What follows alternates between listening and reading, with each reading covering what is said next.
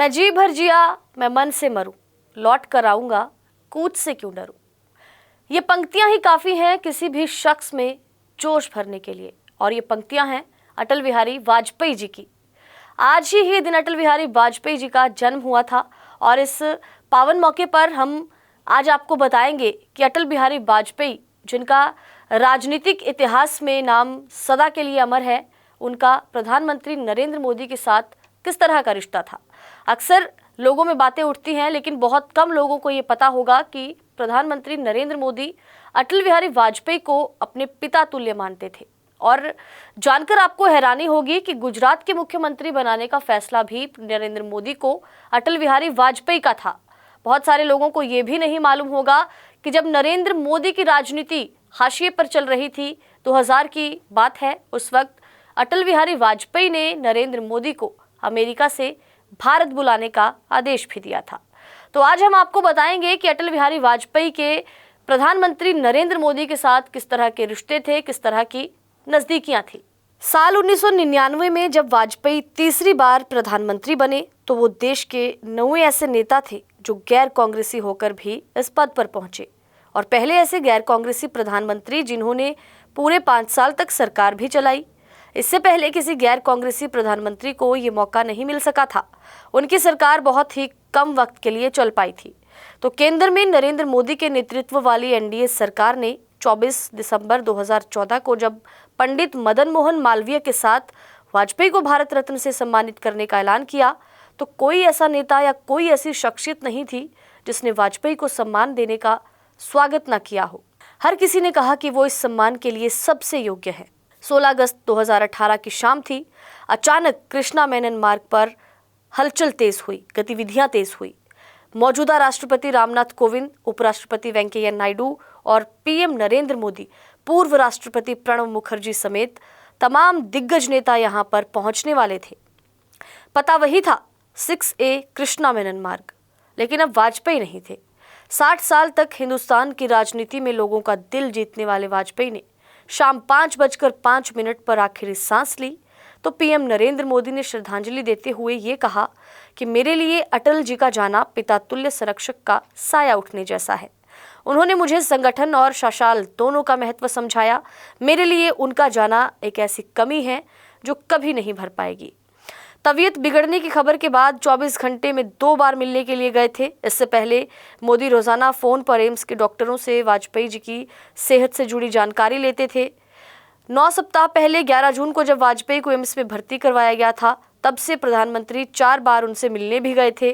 और मोदी ने कहा कि यूं तो प्रधानमंत्री नरेंद्र मोदी और वाजपेयी के बीच बीजेपी के नेताओं की पूरी एक पीढ़ी का फर्क है, लेकिन दोनों के बीच रिश्तों की गर्माहट हमेशा ऐसी रही कि उसने इस दूरी का कभी एहसास नहीं होने दिया। कहा यह भी जाता है कि बीजेपी में मोदी को लालकृष्ण आडवाणी ने तैयार किया। आडवाणी की रथ यात्रा के वक्त भी मोदी ही गुजरात में उसके संयोजक थे। गुजरात में मुख्यमंत्री बनवाने में पीएम नरेंद्र मोदी को आडवाणी की अहम भूमिका उस वक्त रही। फिर आडवाणी के संसदीय क्षेत्र गांधीनगर को भी मोदी ने ही देखा। लेकिन बहुत कम लोगों को ये जानकारी है कि वाजपेयी ने न केवल मोदी को गुजरात में मुख्यमंत्री बनाने का फैसला किया था, बल्कि उससे पहले जब मोदी राजनीति में हाशिए पर चल रहे थे, उस वक्त साल 2000 में वाजपेयी ने ही उनको अमेरिका से दिल्ली लौटने का भी आदेश दिया था। आपको बता दें कि 28 सितंबर 2014 को खचाखच न्यूयॉर्क का मेडिसन स्क्वायर गार्डन भरा हुआ था। प्रवासी भारतीयों और खासतौर से गुजरातियों का एक मेला सा लगा था। और न सिर्फ न्यूयॉर्क बल्कि अमेरिका के अलग अलग हिस्सों से भी लोग पीएम नरेंद्र मोदी को देखने, उनसे मिलने और उनका भाषण सुनने पहुंचे थे।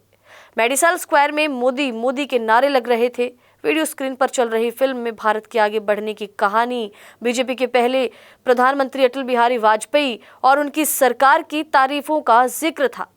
मोदी ने अपने भाषण में कई बार वाजपेयी का जिक्र किया। और उसी कार्यक्रम के बाद आपको बता दें कि एक गुजराती थे जो बीजेपी समर्थक थे और नरेंद्र मोदी के काफ़ी करीबी मित्र भी थे।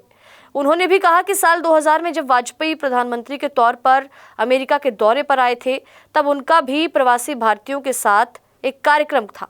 गुजरात की राजनीति में भी आपको बता दें कि केशुभाई पटेल के खिलाफ राजनीति करने के आरोप में उन्हें न केवल किनारे लगा दिया गया था, बल्कि पार्टी से उन्हें गुजरात से बाहर जाने का भी आदेश मिला था।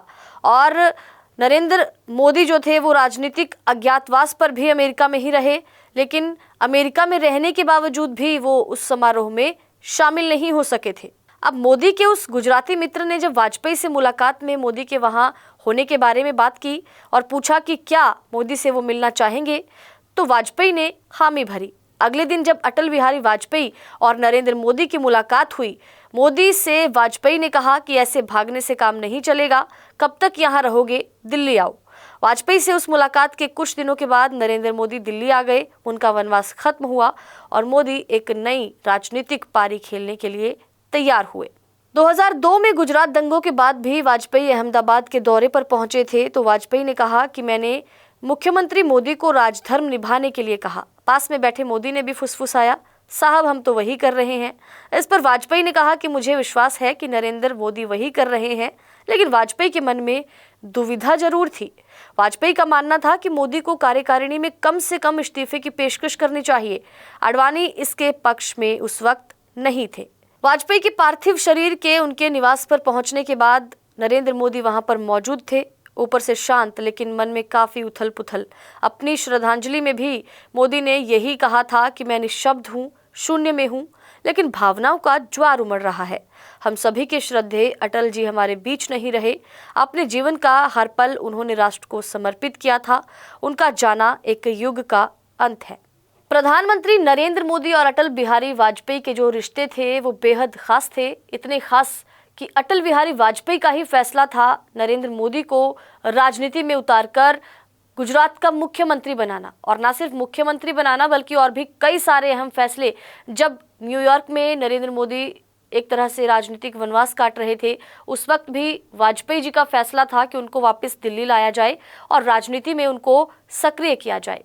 तो अटल बिहारी वाजपेयी जी की जो सियासत का तरीका था, जिस तरीके से वो राजनीति करते थे, उस विरासत को संजोने का एक बड़ा जिम्मा है नरेंद्र मोदी के कंधों पर और भाजपा के शीर्ष नेतृत्व पर। क्योंकि अटल बिहारी वाजपेयी एक ऐसा नाम है, चाहे विपक्षी नेता हो, चाहे कांग्रेस के कोई नेता हो या अन्य पार्टियों के नेता हो, ऐसा कोई नहीं जिसने वाजपेयी की तारीफों के पुल ना बांधे हो या वाजपेयी के लिए किसी की नज़रों में सम्मान ना हो। तो एक बड़ी जिम्मेदारी नरेंद्र मोदी के साथ साथ भाजपा के पूरे नेतृत्व पर भी है कि किस तरह अटल बिहारी वाजपेयी जी की राजनीतिक विरासत को आगे बढ़ाया जाए, संजोया जाए।